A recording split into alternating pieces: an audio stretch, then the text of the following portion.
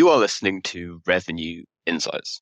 Today's episode is a special one and comes fresh from Inbound 2023 in Boston. While we were over there, our CEO, Guy Rubin, was sharing the latest insights from our analysis of $37 billion in sales pipeline. We had a few extra special bits that we included for the Boston audience. Now, quick disclaimer, obviously this was a presentation to the audience that were there. I presented it with a few slides. So you have a couple of options to enjoy this episode. You can enjoy it with audio, and that's pretty good. Or if you'd like, we've also made the video available on our YouTube channel. Now, if you check out the show notes, you'll be able to find links to both the YouTube video, but also to the slides as well that Guy's referring to. It works either way. I thought I'd just let you know. Enjoy. First of all, I'm really excited to be here in Boston, and what an amazing event Inbound's going to be this year. We're going to talk a little bit today about the B2B Benchmark Report that we produced for 2023. We analyzed over 3 million opportunities representing $37 billion worth of pipeline. And really what we're looking at is trying to understand the signals that drive revenue. So before we get started, a little bit about us. My name is Guy Rubin. Feel free to connect with me on LinkedIn if you can find me. Should be easy. I've been doing this now for just over a decade, really passionate about helping sales teams to operate and build really consistent revenue engines. So we have over 450 companies using our platform, and we analyze tens of millions of signals every day for our customers. So hopefully I'm going to deliver some value today and give you guys some cool insights about what we found when we analyzed a lot of data. Let's start by understanding the benchmark report that we produced. So we analyzed 3.2 million opportunities that represented $37 billion worth of pipeline to understand the signals that drive revenue. And they're across all sorts of industries and markets, all B2B. And I suppose the biggest shock when we start to look at the headline numbers was that over 70% of reps missed quota in 2022. So less than 30% of AEs are actually hit their number in 2022. That's a shocking number to consider. We saw 2022 was a real challenging year, with win rates dropping by 15%, sales cycles increasing by a third, and deal values actually dropping by a third. So a real shocking year in 2022 compared to 2021. I'm sure we can all remember and experience that. Now, the biggest challenge here is the inefficiency. So when we looked at the way people are operating, people have got these huge tech stacks with all sorts of tools and bells and whistles. And we find ourselves with the AEs working for the products and the tools rather than the tools working for us. And so when we looked into this, we saw these numbers being so dramatic at the beginning of 2023, looking back 12 months. We ran the report again just a couple of months ago, looking at the first half of 2023. And there's some good news to share. So the good news is that actually we saw an increase, and we saw it in win rates. We saw win rates increase by about 8%. Sales cycles started to reduce again, and deal values have started to increase up. So we're seeing some good green shoots, but we're nowhere near the 2021 levels that we were at before. But when you look at some of the headline numbers we see here, even though the numbers were moving in the right direction, the number of reps that missed target in the first half of 2023 was even higher than where it ended in 2022. And when we look into the numbers in a bit more detail, what we find is that what we call the deal velocity, or the velocity delta, was greater than ever before. So just 23% of AEs are now responsible for 83% of the revenue that's being generated. So there's actually a growing gap between the talent that's producing and the rest of the team. And that gap is widest that we've ever seen before. The other shocking number that hit us was the percentage of opportunities that slipped after stage 2. So after you finish your discovery and you're progressing through a sales process, you should have a close date in mind. And we saw that nearly 40% of opportunities then slipped. Now, why is that a problem? Does it really matter if deals and opportunities slip? The answer is yes, because as soon as we start to see that slippage number kick in, we can see that win rates drop by almost 50%. So slippage is a real challenge for all organizations. Now, with all of these inefficiencies in the sales process, a small organization called Boston Consulting Group did a piece of analysis, and they tell us that over $2 trillion is being wasted in B2B sales, in inefficient sales processes not being run consistently. So we've got these massive, expensive sales engines that are not consistent and not data-driven. When we start to look at how we build a predictable revenue engine, there are really 3 key steps you need to consider: data, the insights, and the processes that you're running around this. And this is really where we came in and what we tried to focus on. So if we start by talking about the data, we see that I really like this graphic because it's the idea that you can only see a small amount above the waterline, but there's a lot going on underneath. So if we cannot build a data-driven, predictable revenue engine without consistent data, and you cannot have consistent data if you're still relying on the AEs and the SDRs manually logging their activity, creating contacts and keeping those contact records up to date over time. It just won't work. So you have to put in place an engine to automatically keep the data clean and up to date and make sure you've got the technology in place to capture all of the activity, all of the signals that are going on around the organization and centralize that into a single place. So across the organizations using HubSpot, we found that only 6% of the contacts, the 6% of the active contacts that people are engaging with are missing, but 98% of the contacts in CRM had no relationship. So you can boast about having a database of 100,000 contacts, but if you're only talking to less than 2,000 of them, it's really a vanity metric. We see that there's a lot of busy work going on, a lot of admin. And one thing I know about salespeople is they might be really good at building relationships. They're not so great at admin. And the impact of that is not just the fact that you're spending 20% of that valuable salary on the admin. The impact of that is that they're not selling. They're not out there doing their day job. And actually, because they're not doing it, the data itself is starting to decay. And therefore, your predictable revenue engine is not as predictable as it should be. Once we've actually solved the data point, once we've got an engine in place keeping the data clean and up to date, then we start looking at the signals that drive revenue, trying to understand those. And I've laid them out here in this slide. So I'm going to rattle through them at a pace. But step one is make sure you're targeting ICP. All right. You'd be shocked and surprised. Maybe you won't be shocked to hear, but salespeople tend to work on anything that hits their desk. So if they get an inbound lead, they start working on it. But if it's not ICP, what's the bloody point? So what we found is that what we call sales velocity increases by over 400% when we target the right ICP. Let's be conscious about the targets that we're going after. The second signal we found has a material impact on revenue is intent data. So you can increase your win rates by nearly 600% or your sales velocity by nearly 600% just by targeting companies with high intent. And by high intent, we're talking about topic clusters. What are they searching on that relates to what you do? If you're not already using intent data, you should be. And what's great, one of the things we do for every customer is we go back a year and look at every deal that's closed, won, and lost in the past and tell you if they were in market when you were selling to. So it's very helpful to understand if intent actually has a big impact on revenue for you. Then it's about identifying the right personas that you're engaging with. Now, if we can target the right relationships at the right time, you can increase the sales velocity by 170%.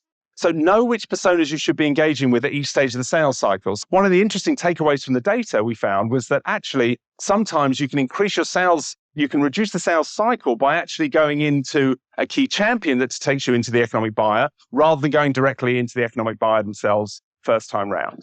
So know which personas give you the best outcomes at each stage of the sales cycle and how multi-threaded you really need to be during that sales process. So now we know who we should be targeting. The next challenge is working out how strong those relationships are. So we measure relationship strength by understanding how much momentum you have, how much back and forth in the emails, the meetings, the calls that are taking place. Now, we know that the impact of strong relationships has almost a 4x increase in win rates if you get the right levels of engagement with the right stakeholders at the right time. Then it's about using a deal methodology. Now, what was really fascinating when we analyzed all of these different deals across all these different customers is that it didn't really matter too much which methodology you use. So if you're a fan of Medic or Medpick or Bant or Spice, it doesn't really matter as long as it's being captured in the CRM. So we've got a little widget that captures Medic or whichever methodology you want to use inside HubSpot.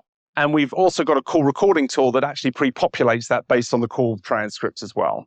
But if you're not doing it automatically, make sure the reps are qualifying their opportunities correctly. And then finally, time. We know time kills all deals. So, but by how much? How big an impact does slippage and time have on your deals? And it will be different for different types of deals and different sales cycles. But we do know that that reps hold on to deals far too long. So to give you an idea of the opportunities we analyzed, 3.2 million opportunities we analyzed, only 30% of the opportunities opened, close one.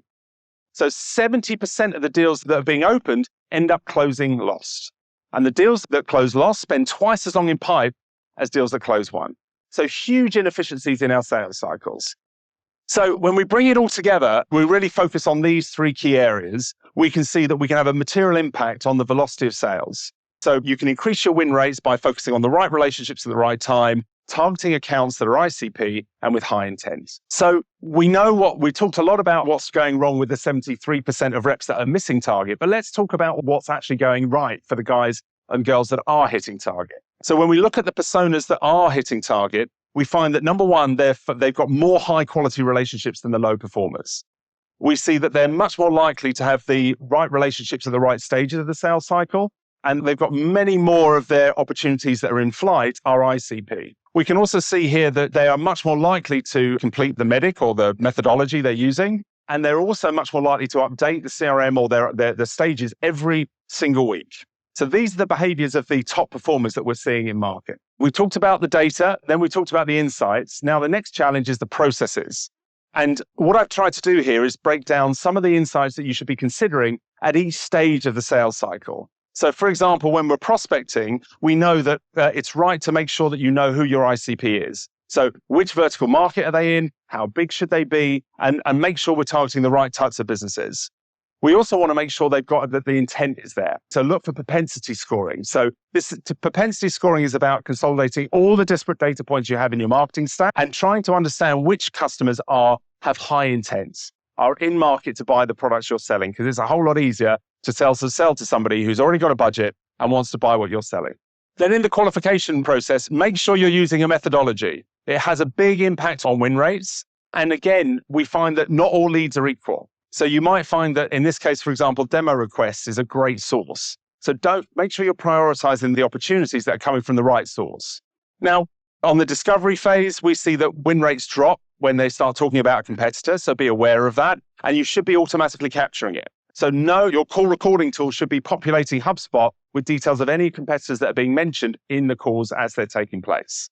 We also know that certain stakeholders involved in the sales cycle at the demo stage are going to have a bigger impact on your win rates. And then at the proposal phase, we can see that when certain questions around pricing are raised, it can actually drop your win rates. So they can start to push back on pricing and it can slow things down. And then finally, at the negotiation stage, again, if the close date starts to push, it's a really good signal that deal is in danger of closing loss. We see a lot of deals closing far too late in the sales cycle here. And the main reason for that is that the qualification wasn't done correctly at the beginning. We never really found out if they had budget. We didn't really understand what the buying process looked like and who was actually going to sign this off. We skipped through that stage. We went through a whole discovery phase. We went through a whole process of bringing other stakeholders from the business involved into the sales process. And then at the 11th hour, the deal doesn't close because we didn't qualify correctly at the beginning. Now, there's so much great technology out there now with the AI. And so you should all around be using a cool AI product that populates inside HubSpot details of how the process has gone during the sales process, during the sales calls. So capturing things like automatically populating the MEDDIC or the MEDDIC for you or the band automatically through the call recording and making sure that any objections are captured in the system so that you can then report on them and build up that predictable revenue engine. Start to understand the signals that are leading to revenue. So powering your revenue operations is very different for different stakeholders. For example, the reps are interested in understanding the signals and the best next actions. They want to understand what do they need to do next to minimize risk to move this deal forward as quickly as possible. While the managers are much more interested in pipeline reviews. They want to understand which deals, if you've got a whole team of AEs, they'll want to do is focus on the deals that are going well so that they get a pat on the back. And in reality, we don't want to talk about those. We want to work on the ones that need help. So knowing which opportunities need attention and knowing it earlier and course correcting so that, remember, only 30% of opportunities open are closing one. So if we can understand the risks in the deals that aren't going to close one earlier, we can actually course correct, or worst case, we can start to close them off earlier, because it's better to fail faster so we can get on something more productive. Now, leaders are looking for a much more consistent and accurate forecast. There's no reason why you shouldn't be running a forecast that's at least 95% accurate by now. All the signals you've got around your business from your marketing stack and your sales stack, or the call recordings, the emails that are taking place, the meetings that are going on, you should be able to build a predictable revenue engine that tells you what number you're going to hit at the end of the quarter. Now, if you haven't already got that in place, again, that's where we come in and we can plug that in. And for what it's worth, there's a 2-week free trial on our website. So no commitments, no credit cards. Give it a go. Just connect it to HubSpot and you'll see how this stuff operates. Now, we talked a lot about deal slippage before, and the impact of slippage on win rates is nearly 50%. So what we can see here is that If we're going to see deals lose, if we're going to lose opportunities, we want to lose them in the earliest stages as possible. And what we can see here is a graphic that shows us that we're not doing enough work in those earlier stages to get rid of the opportunities, and therefore we're investing too much time in them, and that we should be trying to close them off sooner. But one of the questions that comes up a lot is, we know that slippage is an indicator of deals that are likely to close lost. But what's an indicator for slippage? And the answer is engagement, relationship strength. So we score every relationship you have in the business. And as we see that relationship score drop, when people stop turning up to meetings, stop responding to your emails, stop engaging with you or taking your phone calls, that's a really good indicator that the deals are likely to slip, which is a really good indicator that the deals are likely to close lost.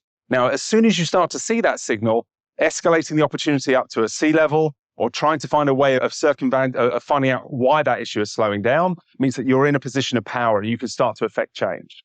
Again, looking at risks of slippage, what we can see is that only 16% of the opportunities that we benchmarked actually hit the date that they were planned to close after stage 2. So after you finish a discovery, you've agreed a close plan with your prospect, we see that slippage happens on so many of the opportunities that don't have these 3 key stakeholders. And only 16% of opportunities being worked cover these 3 key areas. So I know I keep going on about it, but having a methodology in place is really key to making sure that you hit target and that opportunities come in correctly. Making sure you're targeting companies with high intent is key, and building good, strong relationships. Even in today's market, in B2B sales, relationships drive revenue. So building those strong relationships, there is nothing more important. So taking away the admin from the sales team and encouraging them and even incentivizing them to be multi-threaded and building strong relationships with an engagement score above 80. So we score every relationship out of 100. Now, there is no silver bullet for a single individual data point here. The whole idea of revenue operations and building predictable revenue engines is making small incremental improvements across the sales cycle, and it leads to exponential results. So as you can see here, small incremental changes to the line from the top to the bottom can actually double the ARR we generate from each rep every month. So final slide, guys, before I give you something to take away. These are the key takeaways I would encourage you to think about. So focus on building good quality, consistent data by automating the capture through your emails, your calls, your meetings. It should all be captured inside HubSpot and visible on every opportunity. Secondly, make sure you're measuring your pipeline and the sales velocity to understand what good looks like. Once we've got that in place, we can then benchmark the deals that are in flight against deals that have closed, won, and lost in the past. Try and understand which factors, which signals are influencing your specific sales processes. How multi-threaded do we need to be? Which stakeholders should we be engaging with at each stage of the sales cycle to optimize the sales process and maximize our win rates? Understanding those signals is key. If you've got a free trial, how often do they log in? Which buttons do they push that leads to an outcome that you want to achieve? So understanding the signals that are leading to revenue is absolutely vital here. I would encourage you all to be scoring relationships, engagement or propensity scoring on leads, and scoring deals, the health of those opportunities just at a glance. And then finally, deep dive into the funnel. Try and understand where the friction sits so you can take it out.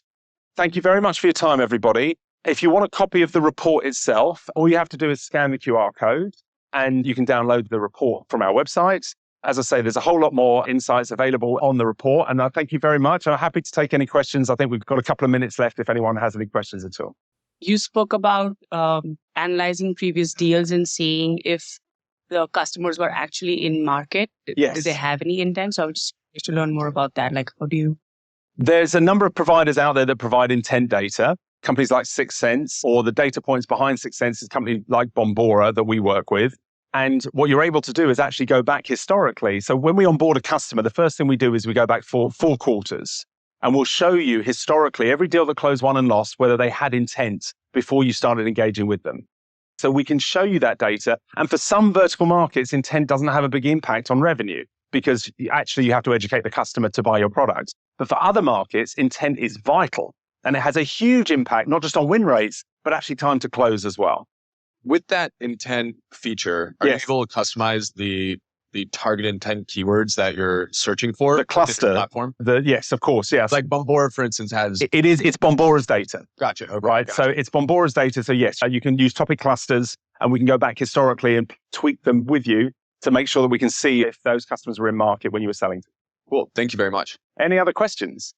And the cool thing I heard was you said 2 weeks of you get a chance to go in, test, connected to HubSpot. Yes. Like that's pretty amazing. Yeah, absolutely. So you get access to the full Ebsta platform, all of the benchmarking we talked about, see your pipeline in real time, understand your forecast for 2 weeks completely for free, no commitments, and it takes about 30 seconds to set up. Go to ebsta.com and check it out. Or if you download the benchmark report, I suspect one of my sales team might be in touch.